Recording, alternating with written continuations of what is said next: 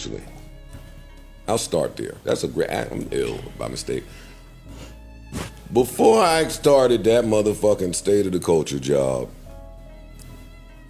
me and Puff had like a heart-to-heart where he looked me in my eyes and said, yo,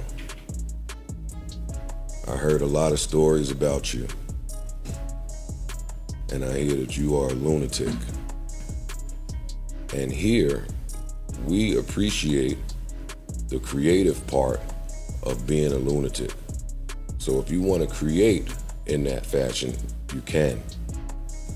All I'm telling you is don't throw anything and don't hit anybody, and you'll be fine.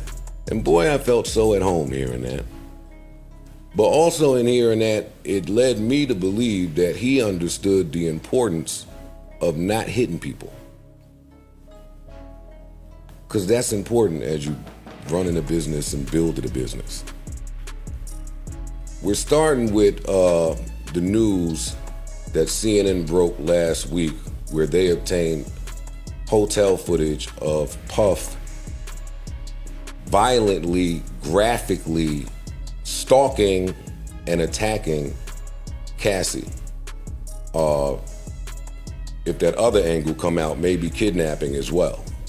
But when it turned the corner, we don't get to see. But you ran a long way down that hallway, and if you dragged her even 4 more feet, yeah, we now include kidnapping. That shit was disgusting, what we all had to witness. That shit was almost unbearable to watch. I'm certain that that was triggering for a lot of people. Absolutely. A lot of people that saw it.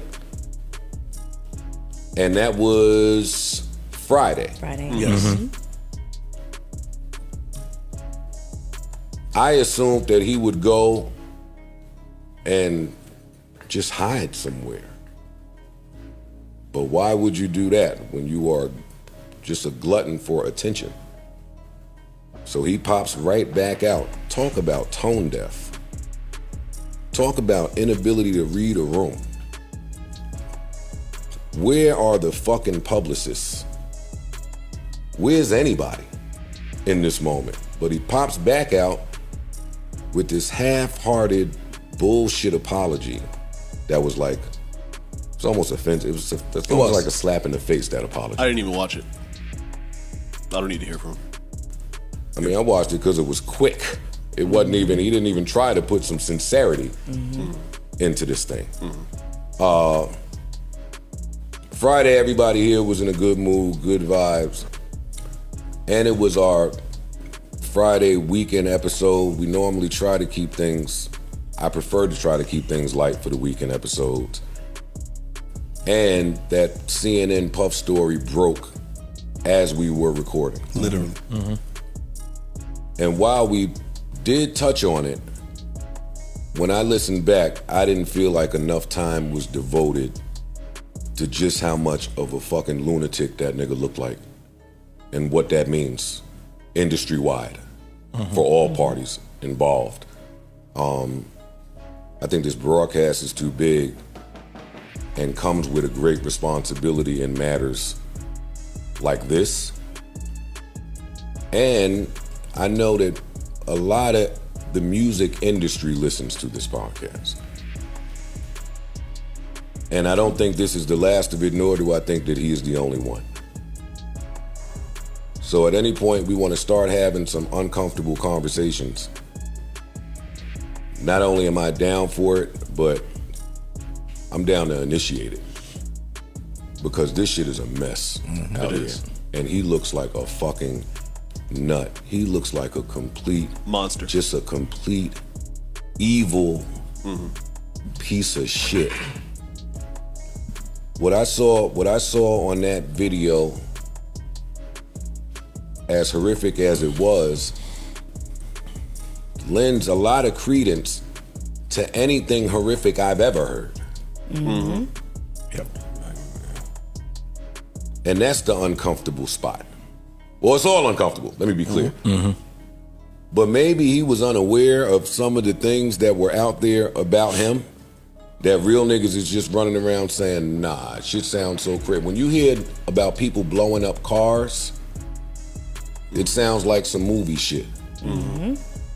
I need footage. I need something. When you start hearing about some of the other things we've heard about, I think that video allows for everything to be back on the table. What's up, everybody? It's your boy Nasho, and welcome to COOLIN TV. So Joe Budden finally gave his take on the whole Diddy and Cassie hotel video. So this was kind of shocking, all right? So the first thing Joe talked about in this clip, he said when he first got the State of the Culture job at Revolt. All right, and if y'all don't know the State of the Culture, that was a show on Revolt that was created by Joe Budden and Diddy himself. All right, Joe said when he got that job, Puff came to him, bro, and he just looked at him talking about he don't want him hitting nobody. He don't want him throwing nothing at nobody because he already knew how, you know, angry Joe can get sometimes. We seen Joe on Love and Hip Hop, you know, getting in fights and stuff like that. So Diddy was aware of that. But look at the person talking. All right, we now see the person that was saying these things is the main person that's hitting and throwing stuff at people. All right, talking about Diddy. So Joe, you know, shocked everybody when he said that. He was shocked himself to see this type of behavior from Diddy after Diddy said something like that to him. So it just shows a level of craziness that Diddy had, you know, a level of,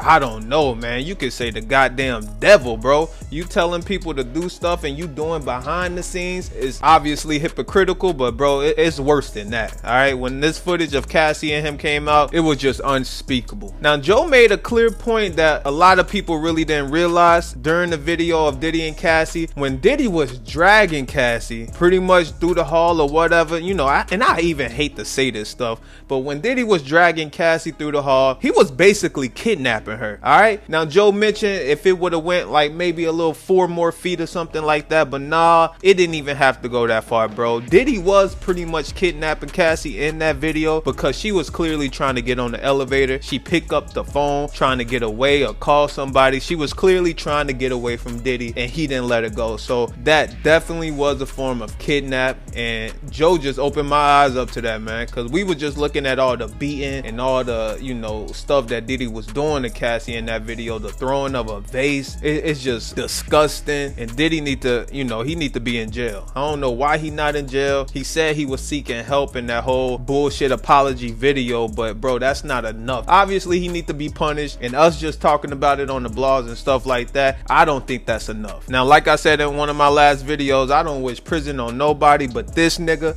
I wish prison and beyond on this nigga. He need to go under the jail and throw away the key, put him in the dungeon of doom, bro. Lock this nigga up. So Parks, you know, he said he didn't even watch the apology. He don't even want to hear what Diddy got to say, and that goes for a lot of other people too. You know, after you see that Diddy and Cassie hotel video, people don't even want to hear his apology. We don't care what you got to say. We see the man that you are, and that's it. That's all we need to know. So your apology does not matter. It don't count, and that's basically what everybody's saying after Diddy released this dumbass apology video where it doesn't even look like he's serious. He looked like he putting on the mask just so he can make the damn 10-second, 15-second video or whatever it was. All right, so we all don't care about the apology video at all. And in this clip, Joe said, yo, this ain't gonna be the last video that come out on Diddy, and it definitely ain't gonna be the last person to get exposed. So this is gonna be a long road, and I know 50 just sold his docu-series to Netflix, all right, for,